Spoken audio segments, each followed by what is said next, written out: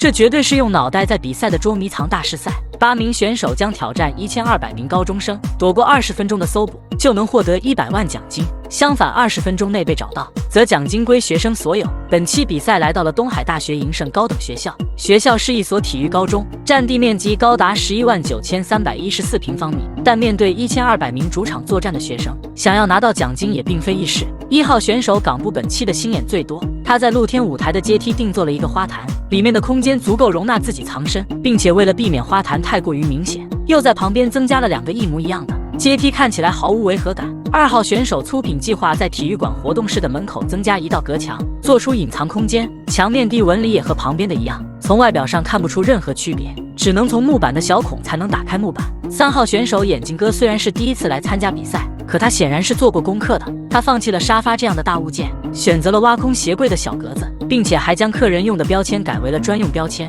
我给眼镜哥这次的想法打99分，多1分我怕他骄傲。4号选手菊田则计划躲藏在室外，穿上一套吉利服藏在字母中间。虽然看起来简单，但没有改变任何的东西，会减少被学生发现的概率。总的来说就是没啥可说的，我们祝他好运吧。5号选手赛亚同样选择躲在室外，穿上一套熊衣服坐在学校的恋爱角里，真的是大隐隐于市。赛亚灯下黑的招数能骗过1200名学生吗？我们拭目以待。6号选手诗雨出场就不走寻常路，他选择躲在了操场里的屋内，这里距离教学楼有450米远。诗雨料定学生不会走那么远来找自己。本期躲藏隐蔽性最强的当属松尾，他一改之前气氛组的表现，选择躲藏在公道场里的箭靶里面，脑袋化妆之后刚好与箭靶的颜色融为一体。唯一担心的是贪玩的学生突然练习射箭。另一名玩家秋山作为化妆高手，他这期又扮演什么人呢？我们跟随视频揭晓答案。此时所有玩家已经躲藏完毕，校园躲猫猫大师赛正式拉开帷幕。1200名学生将对校园进行地毯式搜索，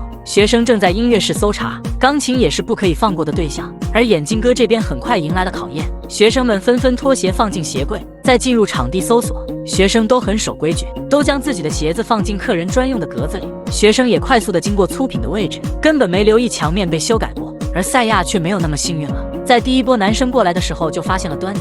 他记得昨天晚上跟女同学约会的时候还没有这头熊。赛亚还是大意了，本想着最危险的地方就是最安全的，结果却是第一个被淘汰的人。港部同样没好到哪里去，增加的花坛很快引起学生的怀疑。虽然港部做了伪装，但是还是逃不出学生的火眼金睛。在校园增加道具也意味着白给，毕竟1200名学生进行搜索，总会有眼尖心细的学生会发现问题。原来秋山躲在了自习室老师的背后，他料定学生不敢进行搜索老师。而眼镜哥这边又出问题了，一群女同学第6感觉得这里藏了人，正在不停的翻箱倒柜，可就是差一点点打开眼镜哥的格子，真的是太可惜了。在教学楼没有发现后，学生正朝着诗雨的位置跑去。此时又有一位男生对鞋柜产生了兴趣，他发现这鞋柜的声音与以往的不同。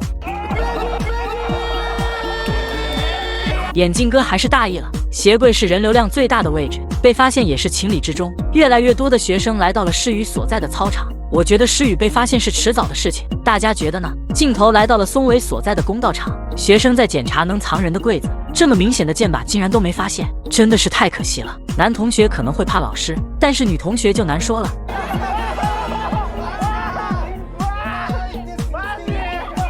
秋山可以列为气氛组了，每期都会被找到，他一定要改变自己的躲藏方法了。此时时间还有2分27秒，场上还有4位选手还没被找到。松尾这边又迎来了一波学生，松尾变得异常的紧张。正当学生想搜索箭靶下面的箱子的时候，发现了箭靶里的脑袋。要是松尾看过俄罗斯捉迷藏大师赛的话，学习躲藏在油毡布里面的老六，那他肯定能赢得胜利。上半场还没有结束就被淘汰了5个人，看来本期学生拿到奖金的概率非常大。学生还在搜查着校园的各个角落，诗雨还在祈祷不要过来的时候，粗品却迎来了一个眼尖的学生。粗品的位置还算非常隐蔽的，但是搜索的人太多，难免会发现端倪。此时上半场时间也已经结束，场上只有菊田和诗雨2位选手，到底冠军会花落谁家呢？女生看了挑战探长往期的视频，正在检查选手最喜欢躲藏的洗手盘暗格。